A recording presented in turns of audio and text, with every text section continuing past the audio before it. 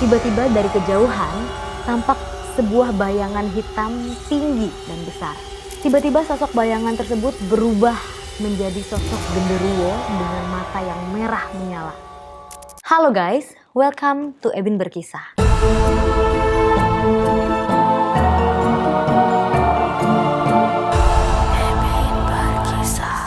Hari ini aku mau bacain lagi cerita mistis lainnya yang dialami oleh para musisi. Nah, udah ada lagi nih cerita yang masuk ke email aku. Yuk kita cek. Oke, cerita kali ini dikirim oleh Dirga. Halo Ebin, perkenalkan saya Dirga. Saya mau menceritakan pengalaman mistis yang saya alami saat mendaki gunung dulu. Oke, langsung aja ya aku bacain cerita dari Dirga.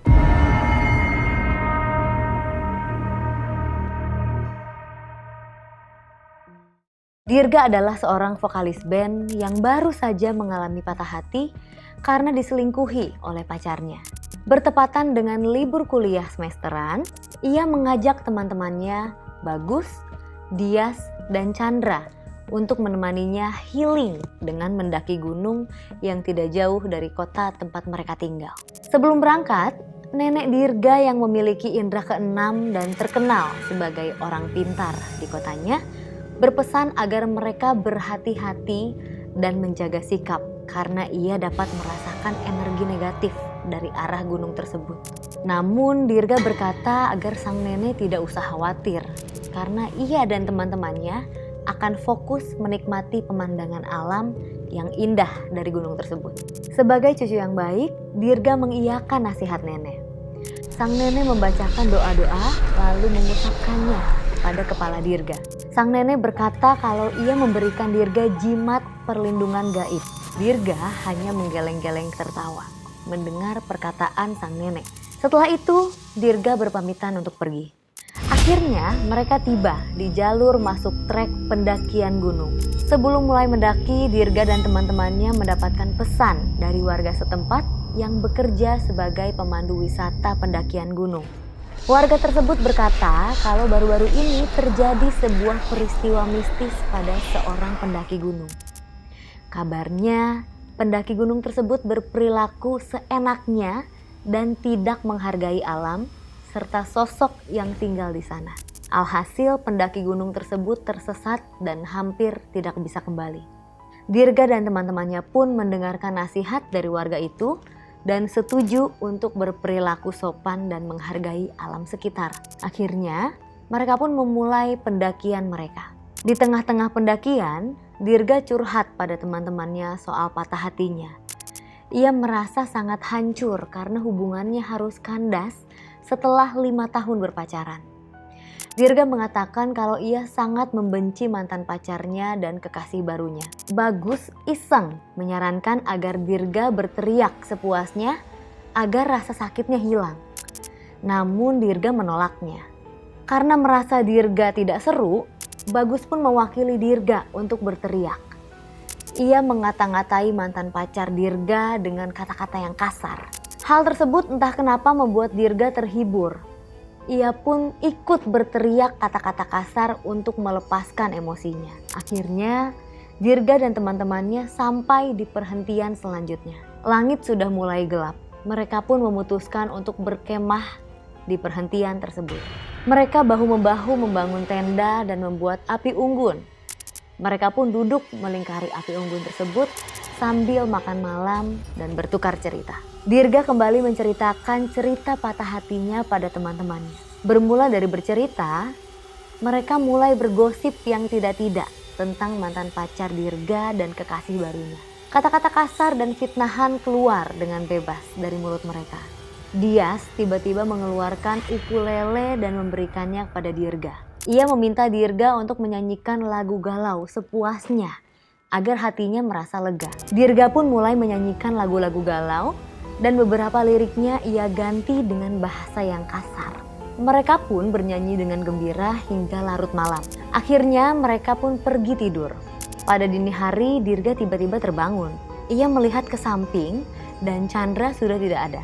Ia pun berjalan keluar dari tenda dan melihat Bagus sedang duduk di depan api unggun yang sudah mati. Dirga bertanya apa yang Bagus lakukan sendirian di tengah gelap. Bagus berkata kalau ia sedari tadi menunggu Chandra yang pamit untuk buang air kecil, namun Chandra tidak kunjung kembali. Karena khawatir, Dirga dan Bagus pergi mencari Chandra.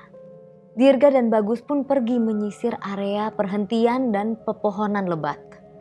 Namun mereka tak kunjung menemukan Chandra. Saat sedang berkeliling, mereka berdua melihat ada kabut tebal dari kejauhan. Dirga dan Bagus saling tatap. Apakah Chandra tersesat karena kabut? Akhirnya mereka berjalan perlahan memasuki kabut tersebut. Tepat setelah memasuki kabut itu, bulu kuduk Dirga dan Bagus mulai berdiri. Hawa dingin menusuk kulit mereka dan membuat mereka menggigil. Mereka pun mulai memanggil Chandra.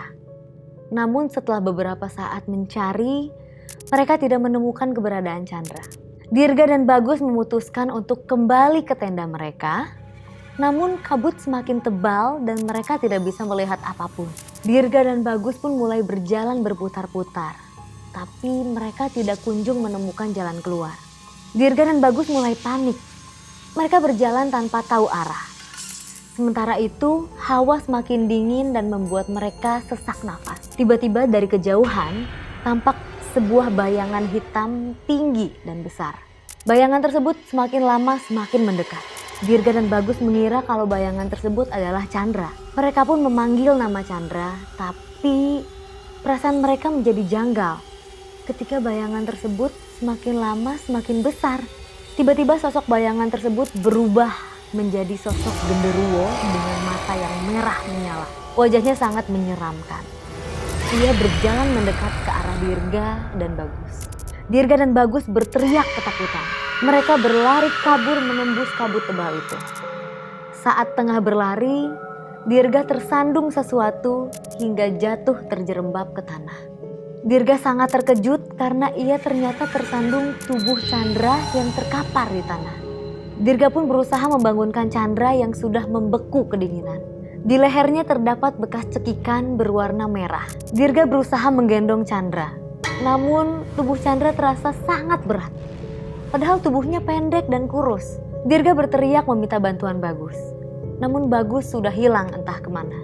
Dengan sekuat tenaga, Dirga pun berlari kabur sambil menyeret tubuh Chandra. Namun sosok genderuwo itu berjalan semakin dekat ke arahnya. Jantung Dirga serasa mau copot. Ia terus berlari hingga nafasnya sesak karena kedinginan. Ia pun jatuh ke tanah dan menangis ketakutan. Sosok genderuwo pun sampai ke hadapannya. Genderuwo tersebut menatap Dirga dengan tatapan bengis. Tangannya terarah untuk mencekik Dirga. Dirga tidak bisa bergerak dan hanya bisa terkapar dan bergetar. Air mata ketakutan mengalir di pipinya. Namun tiba-tiba ia teringat pesan nenek. Ia segera membaca doa-doa yang sering dirapalkan sang nenek. Seketika genderuwo tersebut langsung mundur dan berteriak marah dan kesakitan. Ia menggebrak-gebrak pohon sekitarnya sehingga beberapa dahan menjadi tumbang, lalu pergi kabur sambil berteriak kesakitan. Dahan yang tumbang jatuh menimpa Dirga dan mengenai kepalanya dan ia pun jatuh pingsan. Setelah beberapa saat, Dirga pun terbangun dari pingsannya. Ia melihat sekitarnya masih dikelilingi oleh kabut tebal. Namun, Bagus dan Chandra sudah berada di sampingnya. Mereka membantu Dirga untuk berdiri dan mengajaknya untuk segera meninggalkan gunung tersebut. Namun, seberapa keras Dirga, Bagus, dan Chandra mencoba, mereka tidak berhasil menemukan jalan keluar. Mereka tidak mengetahui sudah berapa lama waktu berjalan dan rasanya waktu sudah berjalan begitu lama. Saat Dirga, Bagus, dan Chandra sudah putus asa, mereka mendengar suara Dias dari kejauhan. Tiba-tiba kabut yang menyelimuti mereka menghilang. Dias datang bersama warga setempat untuk mencari mereka.